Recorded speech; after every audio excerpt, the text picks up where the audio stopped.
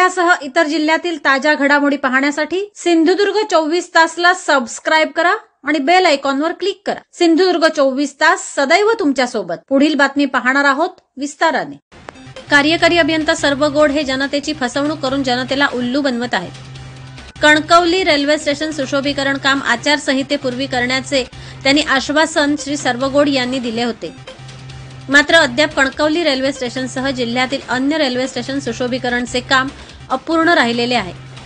कणकवली आचरा रस्त्याचे काम करत असताना वनसंज्ञा असलेल्या गावांमध्ये कोणतीही परवानगी न घेता बेसुमार वृक्षतोड करण्यात आली आहे। या संदर्भात आपण नागपूर येथील वन विभाग कार्यालयात तक्रार केली आहे। ही विकास कामे करताना नियम धाब्यावर बसून श्री सर्वगोड कामे करत असल्याचा आरोप माजी आमदार परशुराम उपरकर यांनी केला। लोकप्रतिनिधी आपण फसवत आहे। कार्यकारी अभियंत्यांनी मागच्या महिन्यात हे कणकवली रेल्वे स्टेशन पूर्णपणे आचारसंहिता पूर्ण करणार आणि जनतेकडे आम्ही सुपूर्त करणार, पण लोकार्पण अद्याप झालं नाहीये। पण अद्याप काम अपूर्ण राहिलेलं आहे। अनेक लोकांच्या अडचणी निर्माण झाल्या। गाड्या स्टेशनपर्यंत जात नाहीत। वृद्ध माणसं आणि अपंग माणसांना तिथपर्यंत जाता येत नाही। ही परिस्थिती आज त्या ठिकाणी आहे। आज कार्यकारी अभियंता बघितल्यानंतर या कार्यकारी अभियंत्यांनी सर्वच ठिकाणी खोटं आणि जनतेबरोबर लोकप्रतिनिधींवर फसवण्याचं काम पाडलेलं आहे। या ठिकाणी जे 3 तारखेला उद्घाटन केले 29 कामाची, त्यातलं वरोड्याचं काम जानेवारीतच काम पूर्ण झालं आहे, पण तरी पण ते उद्घाटन ऑनलाईन करूया सांगून त्या कामाचं उद्घाटन त्या कामाबाबत मी तक्रार केलेली आहे तहसीलदारांकडे। जो नदीतला गोटे आणि माती उपसून घातलेली आहे त्याच्यावरती दंड लावण्यासाठी, त्याचबरोबर ज्या ठिकाणी जे MOEFची परवानगी लागते, जो आज वरोडे गाव आणि पिसे कामते गाव हे इको सेन्सिटिव्ह झोनमध्ये असताना त्या ठिकाणची जी वृक्ष ही यांच्या डेपोला जमा करतात आणि त्या ठिकाणी जी वृक्षतोड करणार आहे त्या वृक्षतोड परत लावण्याची गरज आहे। ती लावण्याची कोणतीही तरतूद न करता, कोणतीही परवानगी न घेता त्या कामाची वर्क ऑर्डर दिल्याने वर्क ऑर्डरमध्ये कोणत्याही प्रकारचा अशा प्रकारचा परवानगी घ्या हे म्हटलेलं नाहीये। खऱ्या अर्थाने त्या ठिकाणी वृक्षतोड झाल्यानंतर जशी मुंबई गोवा हायवेला माननीय चौधरी कलेक्टर असताना त्यांनी जी पासपोर्ट झाड लावण्याची अट घातली होती तशी या ठिकाणी अट घालण्यासाठी आम्ही प्रयत्न करणार।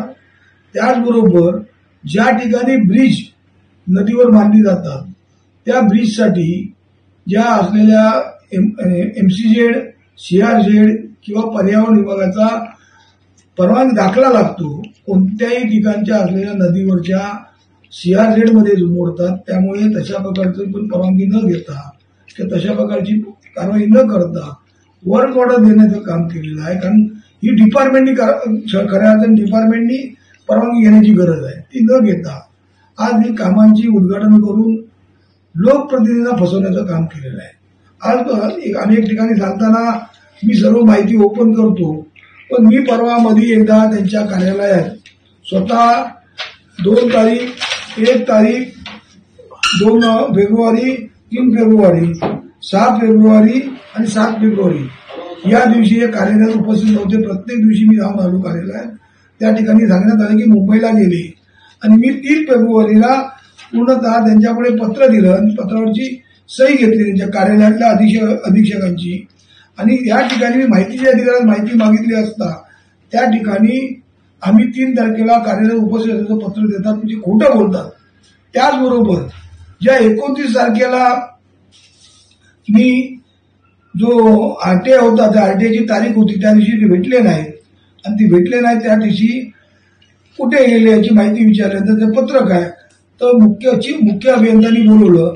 व्हॉट्सअपचा संदेश आला, त्या संदेशाची खऱ्या अर्थाने स्क्रीनशॉट पाठवण्याची गरज होती, ती दिली नाही। त्यानंतर मी ज्या कार्यक्रमांची डायरी मागितली, डायरी आणि त्याची असलेल्या प्रत्येक मुंबईला गेले ते कोणाकोणाकडून पत्र आली, कोणत्याकडून फोन आले, त्याची नोंद कुठे केली का याची माहिती मागितली, तर त्यांनी फक्त असलेल्या आपल्या ड्रायव्हरचं लॉगबुक दिलं, लॉग बुक घेऊन माझी माहिती अपुरी मिळाल्यामुळे मी अपील केलं. त्या अपिलाचा जो माहितीचा अधिकार नियम त्या तरतुदीमध्ये कोणतंही अपील झाल्यानंतर त्या अपिलाची सुनावणी होते. सुनावणीसाठी त्या अपिलार्थीला बोलवलं जातं, पत्र पाठवलं जातं आणि त्यानंतर अपिलाची सुनावणी अपिली अधिकारी आणि अपिलाच्या अधिकाऱ्यांसमोर सुनावणी केली जाते. तशा न करता अपिलार्थीची समाधान झाल्याचं न समजून याच्यात मला पत्रामध्ये तथ्य नाही म्हणून दिलं. म्हणजे जो माहितीचा अधिकाराचा कायद्याचा पण कायदा पायदळी जोडण्याचा प्रयत्न करताय. या सर्व बाबतीत मी चीफ इंजिनियर आणि मुख्य अभियंता चीफ इंजिनियर आणि यांच्याकडे तक्रार केलेली आहे. यांचं सर्व्हिस बुक पण आलेलं आहे अशी माहिती मला मिळालेली आहे इथपर्यंत. तरी पण ते पगार कसे घेतात ते बघतो. एवढंच नव्हे तर त्यांच्या मुलाकडे BMW सारखी गाडी येते. एका कार्यकर्त्याचा मुलगा BMW सारखी गाडी खरेदी करतो. ती खरेदी कोणाकडून पैसे गेले, तो मुलगा परदेशी सारखे दवे करतो, तो कुठच्या ह्यातून करतो, त्याची माहिती घेण्यासाठी मी लाचलुचपत विभागाकडे पण पत्र देणार आहे. त्याची माहिती मी मिळवून त्याची तक्रार करणार आहे. कारण अशा प्रकारची निनावी पैसे, कोणाकडून पैसे, कोणत्या तरी एका आपल्या ड्रायव्हर किंवा असलेल्या शिपायाच्या माध्यमातून ठेकेदाराकडून पैसे जमा करण्याचा प्रयत्न करतात. त्या शिपायाची पण असलेले मोबाईलचे हे तपासण्यासाठी लाचलुचपत विभागाकडे नंबर पण देणार आहे आणि ते पण देणार आहे. अशा प्रकारची जर त्याला वाटत असेल मी करतो ते सगळं योग्य आहे तर ते सर्व चुकीचं काम करतायत आणि लोकांकडून आपण चुकीचं काम केल्याचा बाबत कोणाला तरी यंत्रणेला धाताशी धरून आपले सत्कार घडवून घेत आहेत आणि ते सत्कार व्हॉट्सअपच्या असलेल्या फेसबुकवरती आणि इंस्टाग्रामवरती टाकून जनतेला कुठेतरी फसवण्याचं काम करतायत. हे मात्र मी सर्व वस्तू अनेक ठिकाणी बोलताना मी माहिती लपवत नाही, पण माहितीच्या अधिकारात मी माहिती ते देऊ शकत नाही. ही परिस्थिती निर्माण झालेली आहे कारण त्यांच्याकडे कोणत्याही प्रकारचं मनमानी कारभार चाललेला आहे. हा मनमानी कारभार मी मोडून काढणार हे मी प्रयत्न करणार आणि मोडून काढण्यासाठी मी स्वतः मुख्य अभियंत्यांना परवा एक तक्रार दिलेली आहे. मुख्य अभियंत्यांना स्वतः भेटणार आणि सर्व वस्तुस्थितीची जाणून घेणार.